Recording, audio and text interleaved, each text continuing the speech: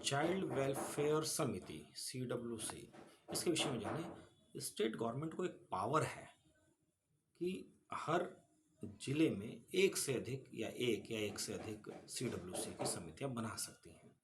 अब उनका कार्य क्या होगा? केयर का, प्रोटेक्शन का, ट्रीटमेंट का, development and rehabilitation of children in need of care and protection, यानी ज़रूरतमंद सभी बच्चों का, और उन्हें बेसिक नीड और बेसिक प्रोटेक्शन दी जाए। यानी बेसिक नीड क्या? शिक्षा, रोटी, रहने की जगह, ये सब दी जाए। और अडॉप्शन किया जाए ऑर्फन का, सरेंडर का और अबेंडन चाइल्ड का। ये ध्यान रखना CWC का क्या रोल है। और इनका कार्य ये भी है, जो चाइल्ड केयर इंस्टीट्यूशंस हैं उनको रजिस्टर्ड किया जाए। जैसे कि बहुत सारे NGO हैं जो बच्चों को अपने पास रखते हैं, ध्यान रखते हैं, उनके एजुकेशन का सारा सरकार से भी लेते हैं और अपने आप भी लगाते हैं, तो वो इंस्टीट्यूशन रजिस्टर्ड हो। इससे पहले रजिस्टर्ड नहीं हुआ करती थी, इससे पहले सोसाइटी एक्ट के तहत वो रजिस्टर्ड होती थी। अब वो JJ एक्ट के तहत उनका रजिस्ट्रेशन हो गया। यानी आप ध्यान रखें, आप चाइल्ड वेलफेयर ऑफिसर बनेंगे तो आपको ये देखना होगा ये रजिस्ट्रेशन उनका वैलिड है कि नहीं है। सेकंड, ये 16 से 18 वर्ष के बीच का बच्चा जो है उसको एडल्ट की तरह ट्रीट किया जाए। अगर उसने कोई हीनियस ऑफेंस किया है तो एडल्ट की तरह ट्रीट किया जाए। ये ऐसा फैसला CWC बैठकर अपनी मीटिंग के दौरान उठाती है, और फिर ये डिसाइड होता है कि बच्चे की मेंटल कैपेसिटी क्या है, समझने की अंडरस्टैंडिंग क्या है, फिजिकल कैपेसिटी क्या है, तो जाके उस बच्चे के ऊपर ऑफेंस का ट्रायल एक एडल्ट की तरह चलता है। Second, child adoption resources authority यानी कारा, एक ऐसी संस्था है इसी एक्ट के तहत, जो बच्चों को अडॉप्शन में देती है, और साथ साथ ये children in conflict with law and children need of care and protection, ये बारे में भी चाइल्ड केयर समिति ही डिसाइड करती है। इस एक्ट के तहत माइनर को 3 साल से अधिक की सजा सुझा नहीं सकती है CWC। और यदि कोई 16 से 18 बीच का बच्चा है और हीनियस क्राइम करता है तो उसको एडल्ट की तरह ट्रीट किया जा सकता है। इसके तहत JJB यानी जुवेनाइल जस्टिस बोर्ड चाइल्ड की फिजिकल और मेंटल कैपेसिटी देख के उसके जो अपराध किया उसके कॉन्सिक्वेंसेस यानी उसके प्रभाव को जानता है, तो ये ट्रीट किया जा सकता है कि वो एडल्ट है। इस आधार पर मतलब ट्रीटमेंट होता है कि एडल्ट है, माना जाए नहीं है। जैसे कोई बच्चा, उसको पूरी जानकारी है कि, लेकिन वो 17 साल का है, उसको मालूम है कि मैंने ये अपराध किया है, और फिर भी अपराध से बचने का वे भी जानता है, वो सारे लूप होल्स भी जानता है, तो उसको एडल्ट माना जाएगा, उसको बच्चा नहीं माना जाएगा फिर उस केस में। आइए अब सेक्शंस का एनालाइज स्टार्ट करते हैं। एग्ज़ाम में अब तक जो मैंने बताया आपको, वो एग्ज़ाम में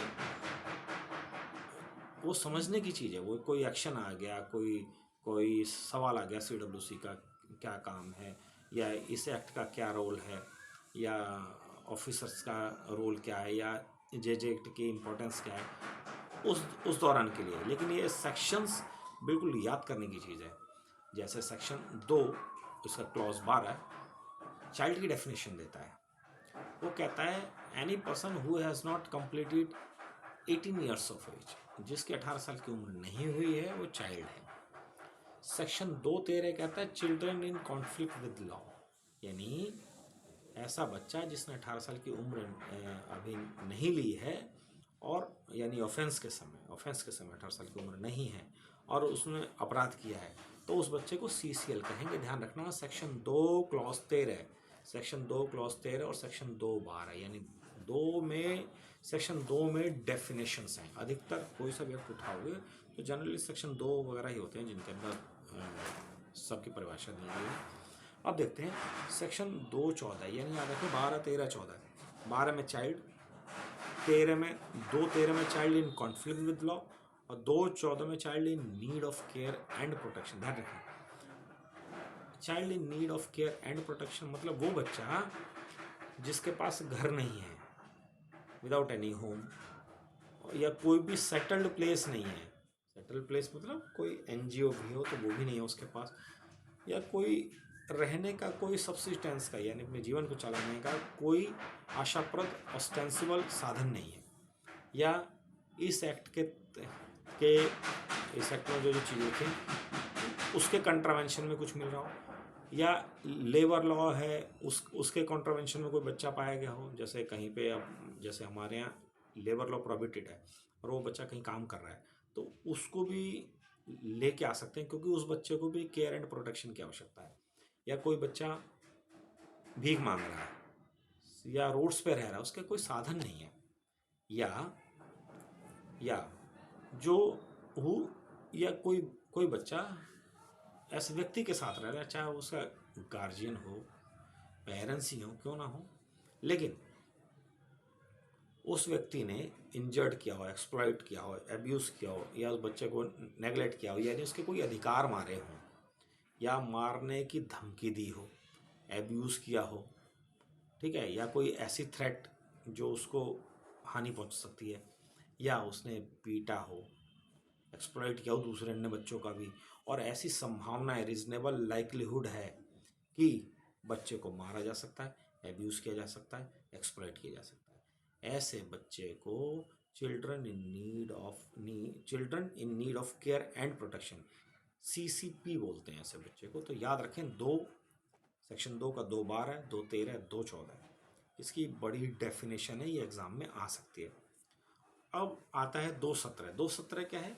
2(17), जी हाँ, ये आप लोगों की जो जॉब है चाइल्ड वेलफेयर ऑफिसर, सीधा उससे रिलेटेड है। आपको ये सेक्शन याद रखना चाहिए कि section 2 clause 17, child welfare officer means an officer attach to a child care institution, यानी चाइल्ड केयर इंस्टीट्यूशन है कोई, वहाँ से अटैच है, for carry out the direction given by the committee or as the case may be the board with such responsibility as may be prescribed. यानी CWO यानी child welfare officer एक ऐसा व्यक्ति है जो चाइल्ड केयर इंस्टीट्यूशन में attach है और समिति की डायरेक्शंस को मान रहा है, बोर्ड की डायरेक्शन को मान रहा है, और अपॉइंट है, खैर अपॉइंटमेंट तो होनी है।